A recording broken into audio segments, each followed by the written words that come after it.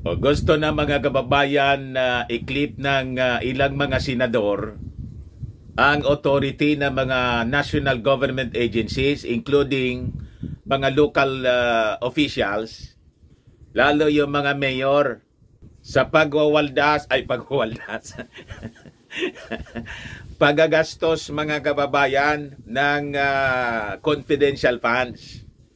Kasi nga po, lumalabas, talagang naabuso na po. Maraming lumabas na sugapa po sa sa paggamit mga kababayan nitong confidential funds. At yan tuloy mga kababayan, dahil dito sa kontrobersyang ito, pati si Vice Ganda, ginawang katatawanan po yung confidential funds. Ginawang joke po ni Vice Ganda yung confidential funds. Sabi ni Vice Ganda sa kanyang post, ikaw ba yung tipong manager, kunwari sasabihin mo, ano lang, 8,000 lang pera, pero talagang 10,000 yung binigay sa inyo para mas malaki yung sayo? Sagot ng kinakausap ni Vice Ganda, secret po talaga. Confidential din yung confidential din yung talent fee niya.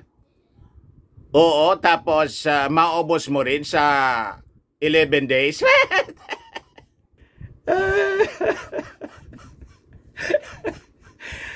Maubos din daw po mga kababayan sa 11 days. Pinatamaan mga kababayan ni Vice Ganda si Inday. Loko talaga po itong si Vice Ganda, kaya madalas masuspend.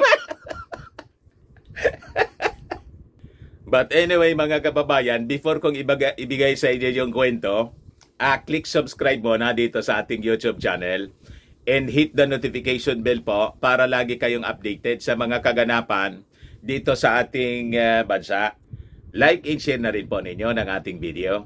At wag na rin po ninyo mga kababayan na skip yung ating mga commercial ads para tuloy-tuloy lang ang pag-unlad ng bagong Pilipinas, the Land of Fear, na maraming mga opisyal na mahilig sa confidential funds. Kaya sabi po ni Senate President Mig Zubiri, kailangan niya na umaksyon tayo rito. Kailangan niyang limitahan yung paggagamit ng mga confidential funds kasi po naaabuso ng masyado. That includes po yung sa mga mayors. Kasi po, sumingaw po mga kababayan sa report ng COA na top notcher po sa buong Pilipinas, yung Davao. Si Inday mga kababayan, umabot na bilyon. Mga kababayan, yung confidential funds ng Davao. Nag-enjoy masyado po si Inday. Yung confidential ng kanyang tatay, dinobli pa niya po, mga kababayan. Kaya sabi po ni Mig Zubiri, ito po, any legislative proposal niya to clip the authority of national state agencies to use confidential and intelligence funds should also cover local government units. Tama. So, Zubiri issued the remarks sa gitna po ng ongoing audit na ginagawa po ng Senado sa pamamagitan ng Senate Oversight Committee dito sa mga confidential funds. So sabi dito sa balita, he was also responding to the plan of Senate Minority Leader Aquilino Pimentel III to file a measure limiting the allocation of lump sum funds for undercover operations to select government agencies. Kasi lahat na lang po humihingi ng confidential funds. Nasarapan po yung mga opisyal. Sarap na sarap sila, mga kababayan, sa paggastos ng hindi nila pera. Sasabi rito, the Senate leader, however, did not mention the issues hounding Vice President Sara Duterte, who reportedly received a staggering 2.7 billion pesos na tumataginting mga kababayan in confidential funds when she served as mayor of Davao City from 2016 to 2022 based on the annual audit reports ng Commission on Audit. Matindi po, oh. 2.7 billion. 2.7 billion mga kababayan ang confidential funds ni Inday nung mayor siya. Nakalkal na niya Mr. Maravillas, umalingasa. Yan kasi napakaaga kasi yung pamumulitika. Announce kasi yung kanyang mga supporters na tatakbo talaga si Inday for president sa 2028. Talagang kakalkalin yan. Tulad mga kababayan nung panahon ni Gigi Marbinay. Sabi rito, he pointed out further that the confidential funds daw mga kababayan ng ilang mga lungsod sa ating bansa amounted to 90% of their yearly expenditure program. Matindi po. But Zubiri also acknowledged, sabi rito, that scrutinizing the confidential fund anya allotments nitong mga local government units would not be easy.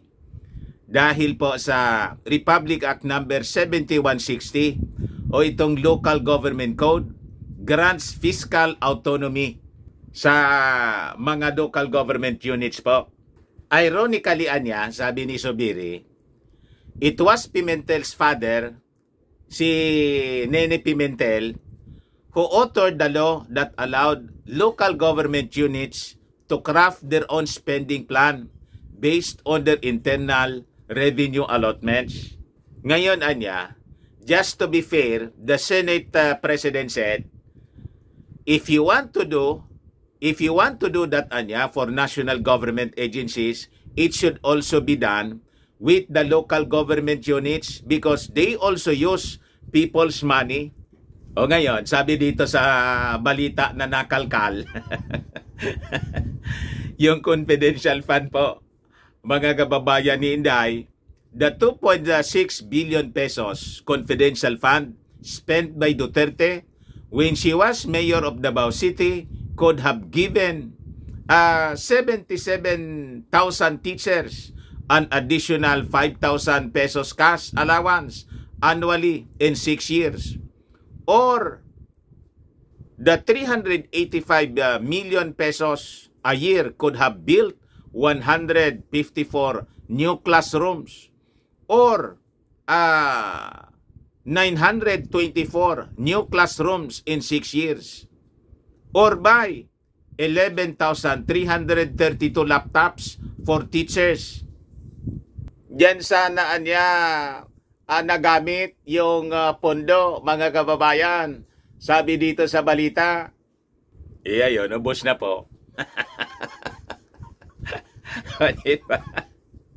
Sabi naman po ni Nueva Ecija Representative Rosana Vergara, Chair of the House Committee on Social Services, that the confidential funds anya should also be allocated to agencies that would benefit sana yung ating mga farmers, especially in the sale anya of their palay.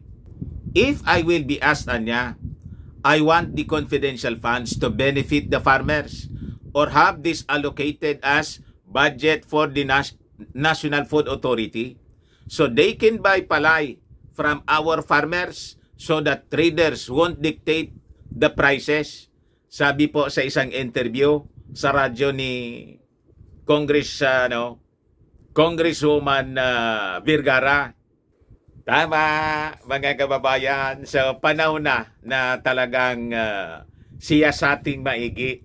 Tingnan ito po walang habas na paggagasta. Imagine, si Inday po, siya ang top notcher, mga kababayan, of all cities in the country sa paggastos. At siya may pinakang malaki na allocation mga kababayan nung mayor pa siya. Panahon na po na itama yung mga mali. Ayos? Ayan man lang po mga kababayan, baka lang gusto ninyo itong itry. Firmax Firming and Lifting Cream. Pinapahid po sa mga pulses and affected area. Mahinam po sa paninigas ng mga kaso-kasuan. Ito naman po, Automax Radiant Serum. Sa mukha naman yung application. Anti-aging po siya. You will look 10 years younger than your age. Sa mga cancer patients naman po, baka lang gusto ninyo itong itry. Ningxia Red Mix Fruit Drink. Hindi man po siya gamot, food supplement po siya. Kaya lang, gawa siya mga kababayan sa goji berry. Yung goji berry may anti-cancer properties. O ngayon, yung mga inquiries ninyo, dumiritso na lang kayo sa aming messenger sa Facebook para masagot namin agad. Ako po si Dante Maravillas. Bye-bye po. God bless.